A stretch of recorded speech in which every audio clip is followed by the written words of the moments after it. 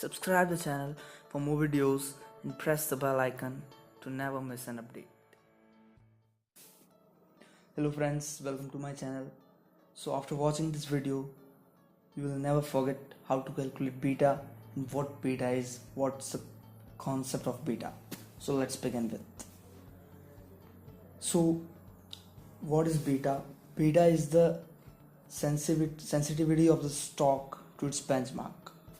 If the beta is more than 1, it means the stock is more sensitive to its benchmark, and the beta is less than 1, it's less sensitive, volatile to the stock market, its benchmark. So if the beta is negative, then the stock price will move in the opposite direction of its benchmark.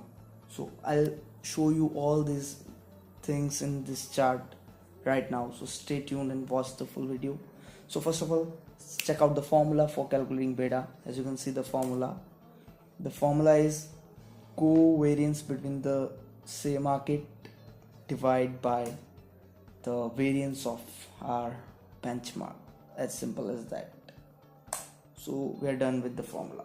So in this way you can calculate beta, and for the purpose of calculating covariance and standard deviation, I can make some other videos, or you can watch some other videos. So this is 1.1 beta bit of our Bharti Airtel stock. As you can see, this is the beta for Bharti Airtel stock. So it's 1.1, which shows that the Bharti Airtel stock moves in line with the share market. It does not vary so much. For example, I'll show you another stock. It would be clear. MRF has a beta of positive 2.12.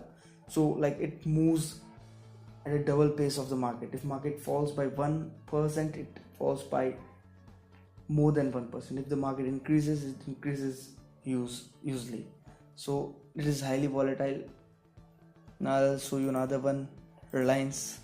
Then beta is negative. So you can see when the Reliance is increasing, the sensex is decreasing. When the sensex is increasing, the Reliance is decreasing. So there is a negative relationship between the Reliance and the benchmark.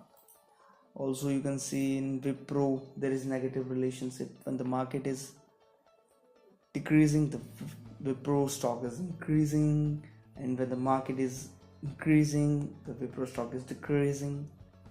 Also I can show you Lupin.